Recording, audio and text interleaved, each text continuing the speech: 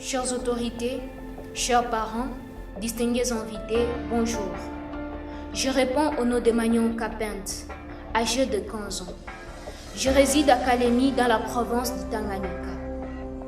À l'occasion de la Journée mondiale de l'enfance, j'aimerais vous parler de l'enquête que nous avons réalisée en septembre dernier auprès des enfants en dehors de l'école. Chères autorités, chers parents, distingués invités, je vous avoue que j'ai eu à entendre des histoires qui dépassent mon entendement. C'est le cas de l'histoire de Yumbe, un enfant vivant avec handicap des jambes. D'abord handicapé physique, sous-estimé, un enfant que l'on pourrait pourtant sauver à travers l'éducation, mais qui n'est jamais parti à l'école faute d'un soutien et par manque d'une chaise roulante. Et même alors, Yumbe rêve de devenir un jour ingénieur, réparateur, technicien.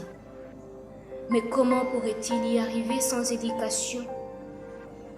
Comme si cela ne suffisait pas, Yumbe a pris l'habitude de consommer de l'alcool, espérant que ses effets l'aideraient à surpasser la sous-estimation dont il est victime. Yumbe n'est pas le seul dans cette situation. Tant d'autres enfants heurtent dans des rues, ramassant les frétins ou le maïs pour se nourrir. D'autres sont utilisés comme marchands ambulants. Et beaucoup d'autres encore sont tout simplement exploités à de multiples fins dans leur propre famille. Et c'est sans espoir de regagner un jour le chemin de l'école.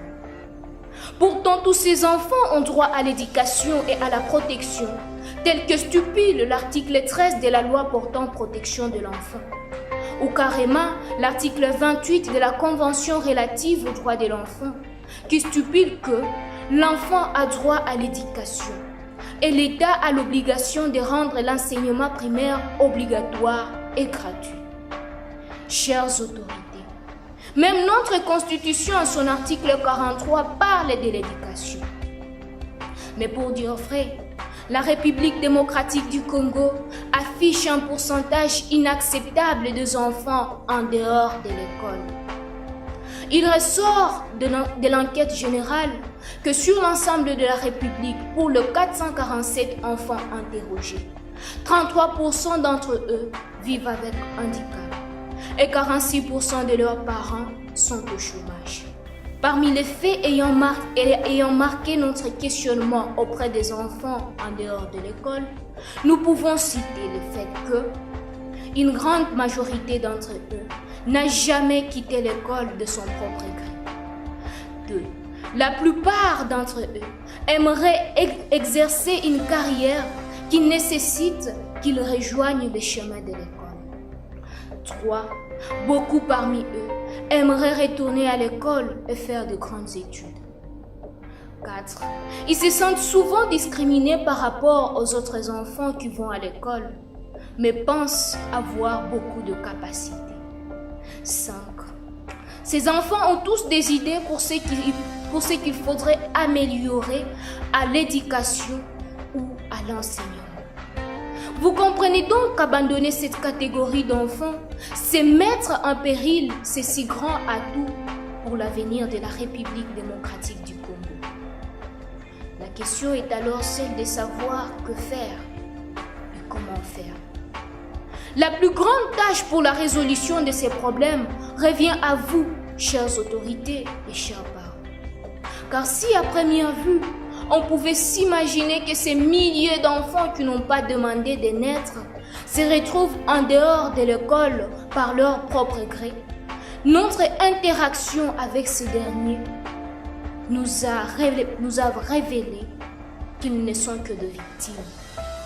Victimes d'une société avec handicap qui voudrait se résigner à léguer son handicap à une bonne frange de la génération future, en lui enlevant même la possibilité de développer ses capacités et de contribuer à la résolution de défis sociaux actuels.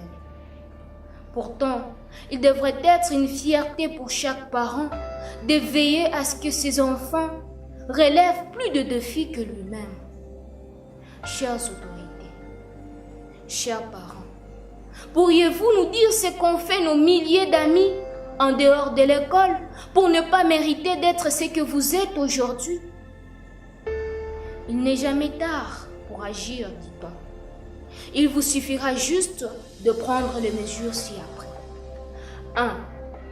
Rendre réellement effective la gratuité de l'éducation sur toute l'étendue de la République démocratique du Congo.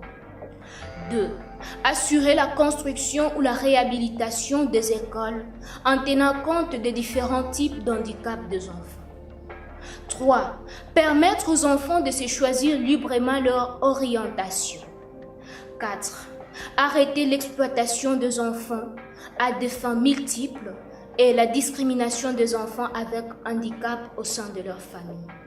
Et enfin, assurer un meilleur climat pour le droit de l'enfant, afin de permettre un meilleur épanouissement des enfants en RDC. Car dit-on, la meilleure façon de tuer un pays est de tuer son système éducatif. Je vous remercie.